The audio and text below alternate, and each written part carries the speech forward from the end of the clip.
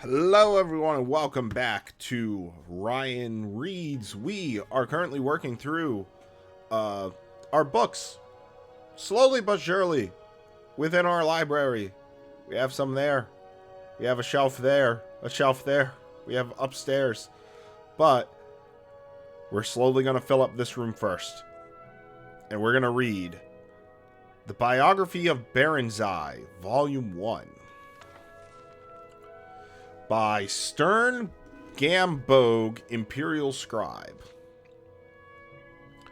Late on the Second Era, a girl child, Barenziah, was born to the rulers of the Kingdom of Mournhold in what is now the Imperial Province of Morrowind. She was reared in all the luxury and security befitting a royal dark elf child until she reached 5 years of age.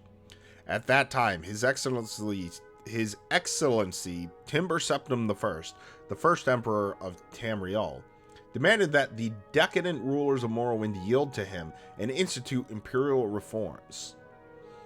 Trusting to their vaunted magic, the Dark Elves impudently refused until Timber Septim's army was on the borders.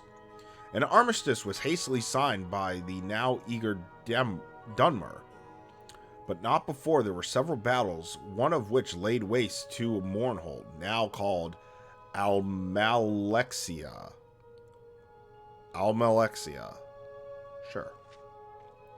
Little Princess Barenziah and her nurse were found among the wreckage. The Imperial General Cymachus, himself a Dark Elf, suggested to Timber Septim that the child might someday be valuable, and she was therefore placed with a loyal supporter who had recently retired from the Imperial Army.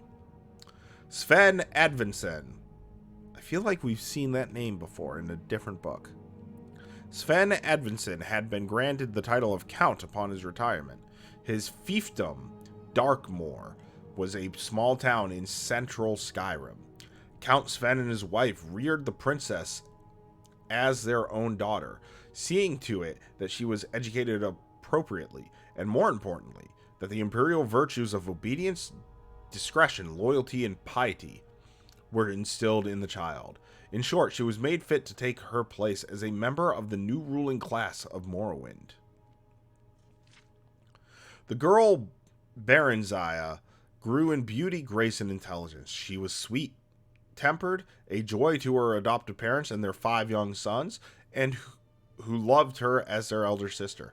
Other than her appearance, she differed from young girls of her class only in that she had a strong empathy for the woods and fields, and was wont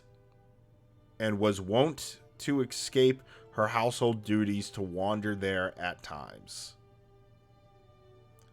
Barenziah was happy and content until her 16th year, when a wicked orphan stable boy, whom she had befriended out of pity, told her he had overheard a conspiracy between her guardian, Count Sven, and a Redguard visitor to sell her as a concubine in Rehad, as no Nord or Breton would marry her on account of her black skin, and no Dark Elf would have her because of her foreign upbringing.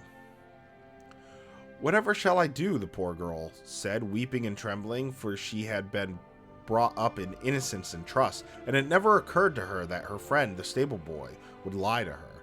The wicked boy, who was called Straw, said that she must run away if she valued her virtue, but that he would come with her as her protector.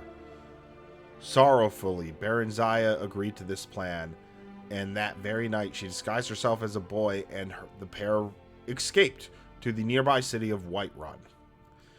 After a few days there, they managed to get jobs as guards for a disreputable merchant caravan. The caravan was heading east by sides in the mendacious attempt to elude the lawful tolls charged on the imperial highways. Thus the pair eluded pursuit until they reached the city of Riften, where they ceased their travels for a time. They felt safe in Riften, close as it was to the Morrowind border, so the Dark Elves were enough of a common sight. I thought that was going to be a lot longer than it was. But this seems like it's going to end up being like one of those other adventure books. And we have 2 more that we can read. So we'll read volume 2 in the next video. So make sure to do your usual YouTube thing of liking, subscribing, ringing the bell. Check out links in the description for links to other social media that I have. And when we come back, Biography of Barenziah, Volume 2. Thanks for watching.